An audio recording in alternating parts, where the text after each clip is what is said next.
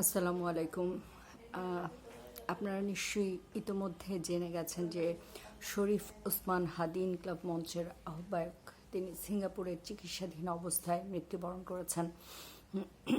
আজকে গলার অবস্থা খুব খারাপ, তবু আপনাদের সামনে আসতে হলো আর কি। আমি সবসময় আমার প্রেডিকশনের কথা বলি, রাজনৈতিকভাবে বিশ্লেষণ করলে ভবিষ্যতে কি হতে পারে, রাজনৈতিক পথ পরিক্রমা, সেগুলো বলার চেষ্টা করি আপনাদেরকে। আমি ওসমান হাদির এই দুর্ভাগ্যজনক হত্যাকাণ্ডের ঘটনাটি যেদিন ঘটেছিল গত শুক্রবার, তার পরপরই বলেছিলাম এর মাধ্যমে আসলে রাজনৈতিক সমীকরণ পাল্টে যাবার একটা পথ পরিক্রমা শুরু হলো। এবং এটাও বলেছি যে এবারের ত্রয়োদশ নির্বাচন যেটা হতে যাচ্ছে কবে হবে সেটা আমি কখনোই আপনাদের বলিনি। আমি অলওয়েজ বলেছি rest of the December it will be clear নির্বাচনে বাংলাদেশ যাচ্ছে কি যাচ্ছে না, বা বাংলাদেশের ভাগ্যে কি ঘটতে চলেছে, বাংলাদেশের জনগণের ভাগ্যে কি ঘটতে চলেছে। এবং মূলত হাদির মৃত্যুর মধ্য দিয়ে সেই সহিংস রাজনীতির দিকে বাংলাদেশ পা বাড়ালো। আসলে কি তাই? আসলে সহিংস রাজনীতিতে বাংলাদেশ অনুপ্রবেশ করেছিল 2024-এর জুলাই আগস্টে।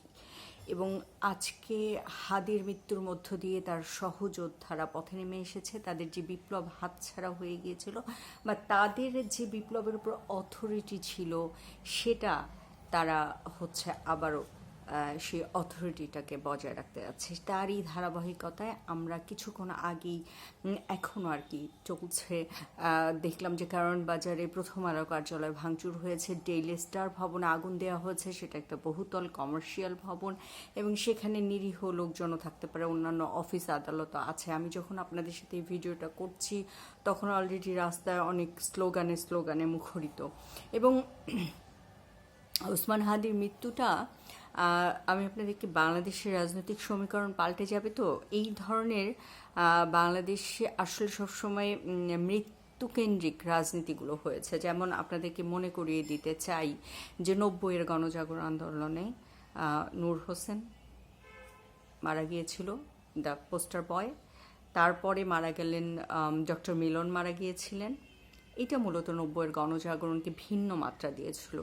পরবর্তীতে আমরা দেখলাম যে 2024-এর 16ই জুলাই আবু সাইদের মৃত্যুর মধ্য দিয়ে আন্দোলনটা বেগবান হলো। এবং আজকে 1.5 বছর পর আমরা যখন আমাদের বহুল আকাঙ্ক্ষিত নির্বাচনের দিকে এগোচ্ছিলাম, তখন হাদির এই হত্যাকাণ্ড এবং হত্যাকাণ্ড পরবর্তীতে যা কিছু ঘটবে সেটা আসলে বাংলাদেশে কোন পক্ষ লাভবান হবে সেটা দিয়ে বোঝা যাবে আসলে এই হত্যাকাণ্ডটায় কারা যুক্ত থাকতে পারে। এটা তো নিশ্চিত করে যতক্ষণ না আইন শৃঙ্খলা বাহিনী একদম নিশ্চিত তথ্য উপাত্ত দিয়ে আপনার আমার সামনে তুলে ধরবে, বলা যাবে না যে এই হত্যাকাণ্ডের সাথে কারা জড়িত ছিল। তবে এতটুকু অন্তত আপনার আমার বিবেচনা বোধ, যুক্তিবোধ থাকা উচিত যে এইটার মধ্য দিয়ে কারা লাভবান হতে চাইছে, বা ভবিষ্যতে রাজনীতিতে কারা লাভবান হবে, কারা দেন দরবারটা করবে।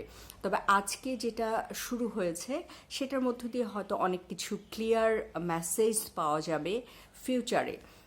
তবে আমি এটুকু বলতে চাই যে বাংলাদেশের রাজনীতিতে যে সহিংসতার অনুপ্রবেশ, এবং এটা একটা ভিন্ন মাত্রা পেয়েছিল 2024-এর জুলাই আগস্টে। আপনারা একটা জিনিস মনে রাখবেন যে খুবই ডিফিকাল্ট, একমাত্র জাপানিরা তারা দ্বিতীয় বিশ্বযুদ্ধের যে ক্রুয়েলিটি দেখিয়েছিল, যে নৃশংসতা দেখিয়েছিল, সেটি থেকে বের হওয়ার জন্য বহু বছর তারা প্র্যাকটিস করেছে। আপনি যখন একবার নৃশংসতার নজির স্থাপন করে ফেলবেন, তারপর কিন্তু সেটা ভাঙতে থাকবেন।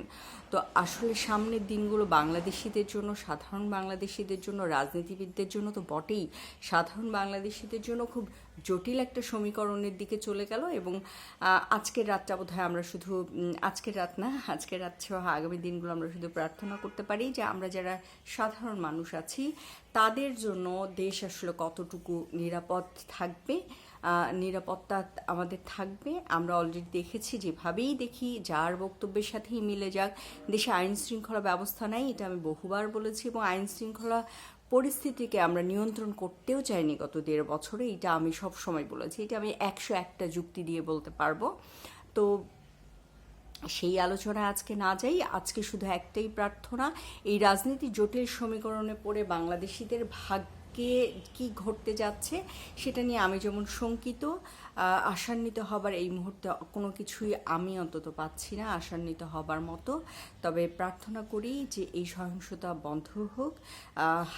ওসমান হাদির স্বল্প রাজনৈতিক কেরিয়ারে যে উত্থান এবং তার পরবর্তীতে বিপ্লব হিসেবে তার যে শহীদ হওয়া, নিঃসন্দেহে তার অল্প সময়ের মধ্যে এটা অনেক বড় পাওয়া। আজীবন বাংলাদেশে তাকে একজন বিপ্লবী শহীদ হিসেবে আখ্যায়িত করাই হবে। তার মতাদর্শ নিয়ে অনেকের মত দ্বিমত থাকতে পারে, তবে এতটুকু বলতে চাই যে হত্যাকাণ্ড, অ্যাসাসিনেশন কখনোই রাজনীতির পার্ট না।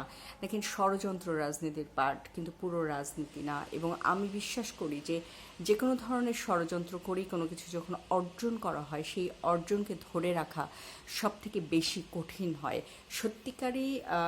সত্যিকার অনেস্টি দিয়ে, সততার সাথে যেটা অর্জন করা হয় সেটা টেকসই হয়, কিন্তু ডিসঅনেস্টি বা ষড়যন্ত্র দিয়ে যেটা অর্জন করা হয় সেটা টেকসই হয় না। দেখা যাক, বাংলাদেশে এই মুহূর্তে অনেকগুলো উইং যুক্ত আছে, অনেকগুলো দেশি বিদেশি ষড়যন্ত্রকারী আছে, সেগুলোর মধ্যে কোন পক্ষ কী খেলছে। তবে সামনের দিনের রাজনীতিটা অনেক বেশি জটিল হবে, সহিংসতাপূর্ণ হবে। আপনারা সবাই ভালো থাকবেন, সাবধানে থাকবেন, এইটুকুই প্রার্থনা।